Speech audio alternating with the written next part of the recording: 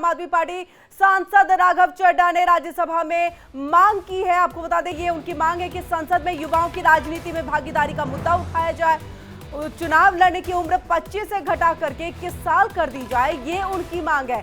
भारत दुनिया के सबसे युवा देशों में एक है, इसलिए राघव चड्ढा ने इसकी मांग की है और युवा देश बनने की तरफ कदम बढ़ाने होंगे हमें। ये तमाम बातें उन्होंने अपने मांग के दौरान संसद में इन बातों को रखा है। उन्होंने सीधे तौर पर कहा कि राजनीति में भागीदारी का ये मुद्दा उठाते हुए चुनाव लड़ने की जो उम्र है, जो कि फिलहाल 25 साल है, उसे घटा करके 21 साल कर दिया जाए।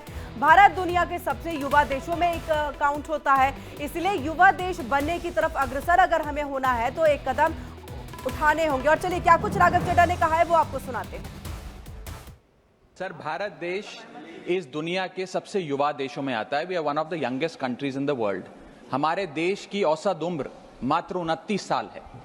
हमारे देश की 65% आबादी 35 साल से कम आयु की है। हमारे देश की आधी आबादी 50% से ज्यादा आबादी 25 साल से कम आयु की है।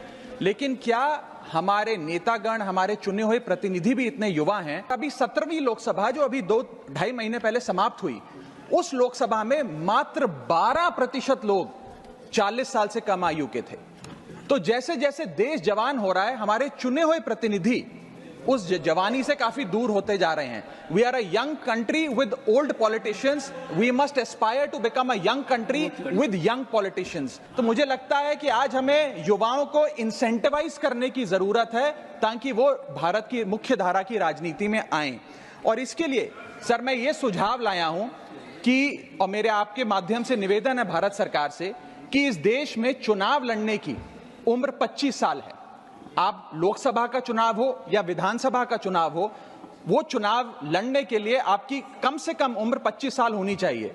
मैं आपके माध्यम से ये सरकार से निवेदन करना चाहता हूं कि सरकार उस उम्र को 25 से घटाकर 21 साल करे और 21 साल का युवा हमारी मुख्य धारा की राजनीति में अगर आना चाहता है, चुनाव लड़ना चाहता है, तो उसे अनुमति मिलनी चाहिए।